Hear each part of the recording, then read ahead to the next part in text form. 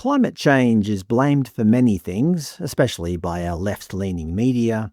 SBS, Sam's seen the impact of climate change on desert country. She's taking her fight to the United Nations. A desert being impacted by heat? Truly shocking.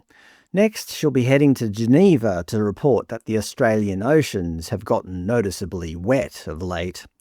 Another one from SBS, this form of anxiety is not officially recognised, but it's widely affecting young people. Climate anxiety. Ah yes, the devastating psychological condition of reading too many SBS articles. The Guardian makes everything sound like an imminent disaster, including football tournaments. Green card for the planet. FIFA's World Cup is on pace to be a climate catastrophe. Because as we all know, international athletes have been dropping like flies from heat exhaustion the second they step onto the pitch. Truly, it's a miracle anyone survives 90 minutes of running around in 32-degree Miami sunshine. But the media outlet that takes the cake on catastrophising climate change is our publicly funded ABC, and thank you to all the viewers who sent this one in. Girls married off as a climate change coping strategy, noting that climate change is now believed to be a leading contributor to more frequent and younger nuptials. Mummy, the thermometer hit 35 degrees today. Can I please be married off to a 50-year-old local merchant? Yes, forget deeply entrenched religious practices and thousands of years of tribal culture.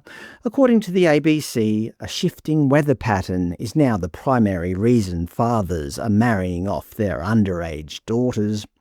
By the way, 35 degrees is a slight exaggeration. If you look at the capital of Bangladesh, Dhaka, the official forecast is hitting exactly 33 degrees over the next couple of days, complete with alerts for what the media calls excessive heat. Either way, the article notes that climate change is becoming a major driver of child marriage across Asia and the Pacific. Throughout the piece, they focus on a girl named Runa. They note that this committed student was forced to drop out of school when she got married at the age of 15. Cursed climate change. Although I think they should have reworded that slightly. She was forced to drop out of school when she was forced to get married at the age of 15. Ah, that's more accurate. But of course, admitting that she was forced into a marriage by her family and local customs doesn't quite have the same green energy ring to it, does it? The article states that Runa wanted to share her story to help prevent other girls from being married before they are ready. The authors point out that many Bangladeshi girls aspired to be doctors, pilots, or even entrepreneurs, but lose sight of those goals when they became child brides. And then, right in the middle of those two statements, they randomly drop this in. El Niño expected to intensify child marriage rate. Further up, the piece notes that Bangladesh has the highest child marriage rate in Asia, with more than 50% of girls married before they turn 18. They quote Runa saying, "I did not want to get married. I wanted to continue my education. The decision made me feel very sad and helpless." But just before all that, the article pivoted back to the narrative. South Asia is one of the most vulnerable regions to the impacts of climate change and accounts for most of the world's child marriages. Is it just me, or is this piece aggressively forcing two entirely different topics together? You have the tragic reality of child marriage, and then you have Runa, and I highly doubt Runa even realises the ABC is weaponising her personal trauma to fuel Australia's domestic climate change narrative. Is our public broadcaster genuinely just using this girl's story to push their net zero agenda? It would be like writing a deeply personal article about a man struggling to lose weight, weaving in statistics about global microchip shortages, and then concluding that a lack of semiconductors is definitively what's making him eat the extra slice of pizza. Am I wrong?